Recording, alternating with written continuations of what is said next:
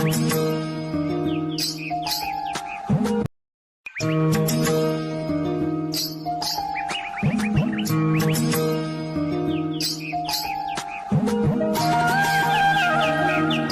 সময় আমি মনে করতাম আমি পৃথিবীর সবচেয়ে হতভাগিনী, সবচেয়ে দুঃখী একটা মেয়ে।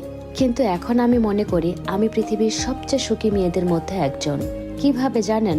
অবশ্যই বলবো। তার আগে একটা স্টোরি বলি। গতকাল একটা ভিডিওতে দেখেছিলাম। আচ্ছা, আপনারা তো সবাই টাইটানিক মুভি দেখেছেন। একটা প্রশ্ন করি, আচ্ছা বলেন তো, টাইটানিক সিনেমাতে সবচেয়ে লাকিয়েস্ট পার্সন কে? জানি অনেকেই বলবেন জ্যাক, যিনি টাইটানিক সিনেমার নায়ক। কারণ জ্যাক রোজের মতো সুন্দরী অভিজাত শ্রেণীর মেয়েকে ভালোবাসতে পেরেছিল, তাই? যদি আপনার অ্যান্সার এটা হয় তাহলে আমি বলবো ভুল। তবে কি রোজ টাইটানিক সিনেমার নায়িকা, যে কিনা জ্যাকের মতো একটা ছেলেকে ভালোবেসেছিল? যে ছেলে নিজের জীবনের বিনিময়ে রোজকে বাঁচিয়ে পুরো পৃথিবীর কাছে ভালোবাসার প্রমাণ দিয়েছে? আপনার অ্যান্সার যদি এটা হয় তাহলে এটাও রং অ্যান্সার। টাইটানিক সিনেমাতে সবচেয়ে লাকিয়েস্ট পার্সন কে জানেন?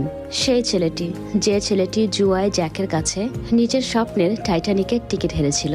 যদি সে টিকিটটা না হারতো তাহলে হয়তো সেই ছেলেটাও জ্যাকের মতোই হিম শীতল পানিতে ডুবে মারা যেত।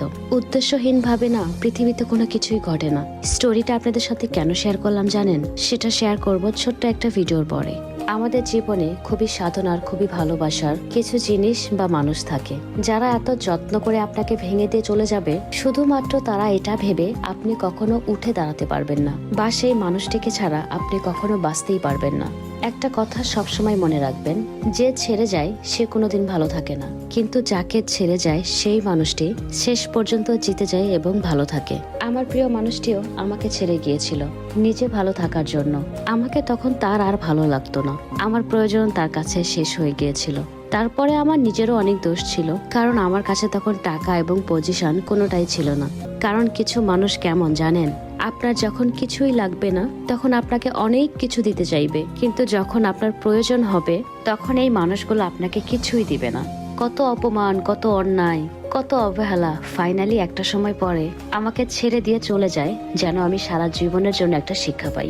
এটা ঠিক, আমি অনেক কষ্ট পেয়েছি, কত কান্না করলাম, কত প্রবলেম ফেস করলাম, কত মানুষের কাছে কথা শুনলাম। ফাইনালি আমি এমন ভাবে ঘুরে দাঁড়াই, আমি এক মাসে যা ইনকাম করি সেই মানুষটা সারা বছরে তা ইনকাম করতে পারে না।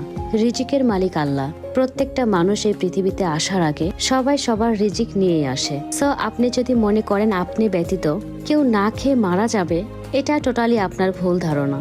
একটা কথা সবসময় মনে রাখবেন, কখনো কারো রিজিক কেড়ে নিবেন না, বরং সবসময় মানুষের রিজিকের কারণ হবেন। তাহলে আপনার নিজের রিজিক আল্লাহ অনেক বাড়িয়ে দিবেন। আর আপনাদের জীবন থেকে যখন কোনো দামি জিনিস হারিয়ে যাবে তখন মনে করবেন তার চেয়ে কয়েক হাজার গুণ ভালো কিছু মহান আল্লাহ তাআলা আপনার জন্য পাঠিয়ে দিবে। So guys, tata.